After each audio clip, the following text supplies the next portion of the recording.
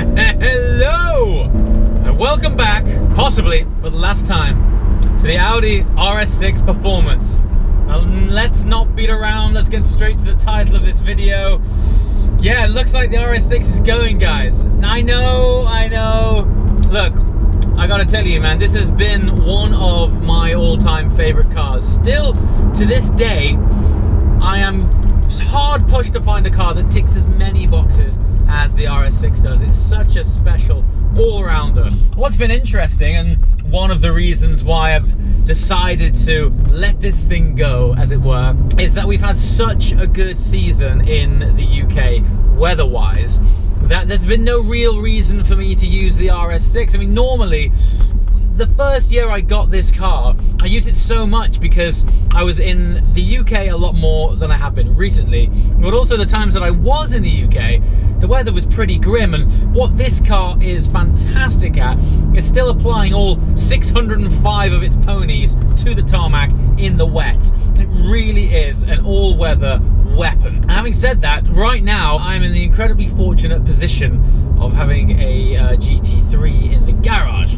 and that is similar in the sports car world to the RS6 in that it also ticks many boxes. In fact, if it wasn't for the fact that it lacked the rear seats, that as well is one of the greatest all-rounders. And in the past I kind of chose not to use that car when the weather's been terrible. But the weather hasn't been terrible and I've hardly been here. So basically the GT3 right now has been my sort of go-to car whenever I'm in the UK. And on top of that, McLaren also have given me a McLaren 720S as a long-termer. So there's all of these options that I'm incredibly fortunate to have right now. It just so happens that the RS6 seems to get relegated. But it's not just that. There's something significant happening which will lead to the introduction of a new car on this channel very soon. Now I can't divulge too much of that just yet. That'll be announced in a week or so. But it will leave the ownership of this car hanging in the balance, and I thought I would address it up front before the car kind of vanishes and have its one last drive in it. So before I talk about it any further, I think it'd be cool to replay just some of the highlight moments that I've had with this car to share with you guys what an amazing platform this car's been. We're approaching 33,000 miles in this car, and every one of them has been incredible. Welcome back to the RS6. Yes, it is good to be back. Welcome to the RS6.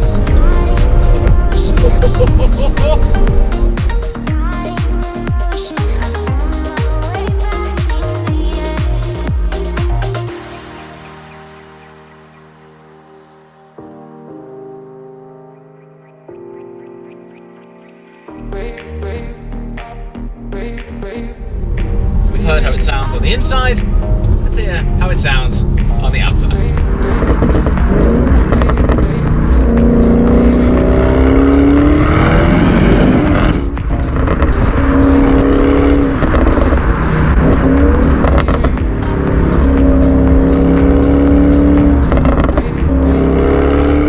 I think one of the main feelings you get from this is the torque. It is like this thick, malleable ooze of power that thrusts you down the road like a tarmac terrorist.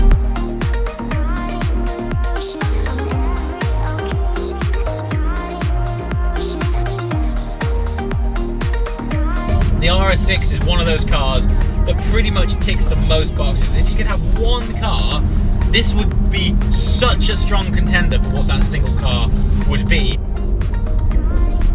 As we speak, right this second, I'm about to have done 2,000 miles in the RS6. So yes, there you have it. The RS6 is an absolute monster of a car. I did refer to it, as you've seen right then, as the tarmac terrorist. And it really is. I mean, the way this thing puts down the performance. Let's just have a recap as to what this thing is. So with Quattro, it's all-wheel drive.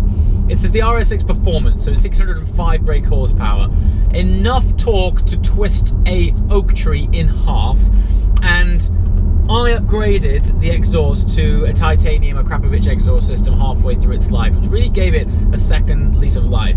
But as I mentioned at the beginning of this video, I barely spent any time with it. In fact, looking back on the last time that this car featured was over 6 or 7 weeks ago. That's just not on. Like, I believe if you've got a car, you've got to use it. And this is weirdly one of my, in fact, the most usable car I own, and yet I kind of use it the least. But let's talk about some other reasons. Now, while 33,000 miles doesn't sound a lot in the wider sphere of car ownership, I mean, it really isn't.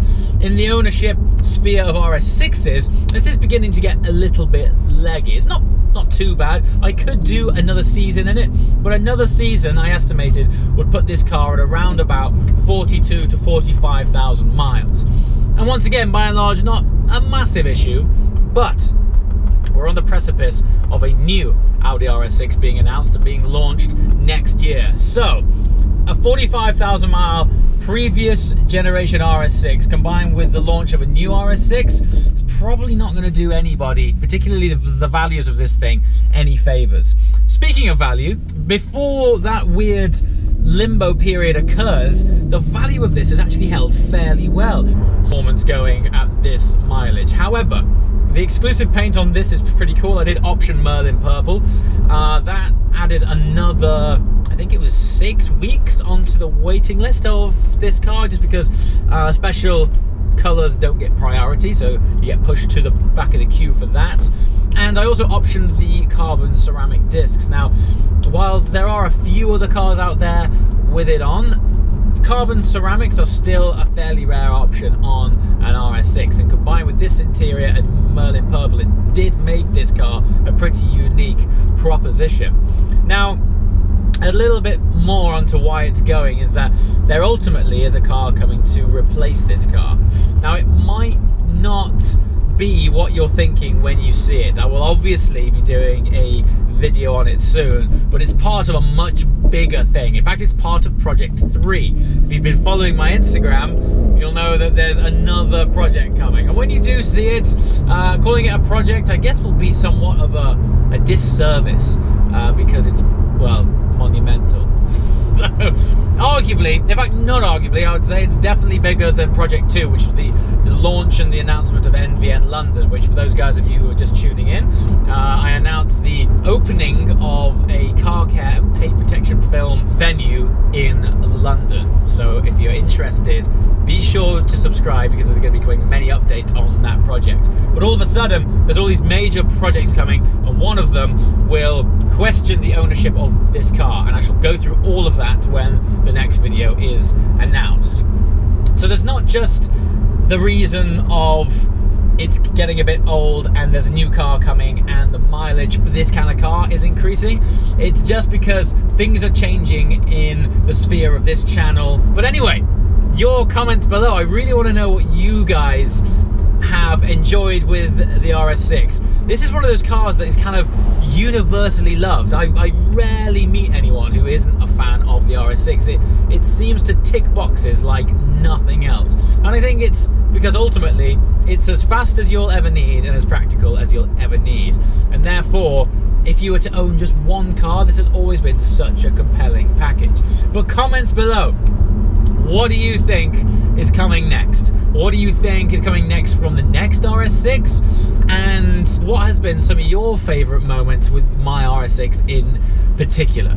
Let me know. It is sad. It's sad to see it go, but I do always like to keep things evolving, keep the channel moving, keep the content fresh, and keep experiences with cars ever moving.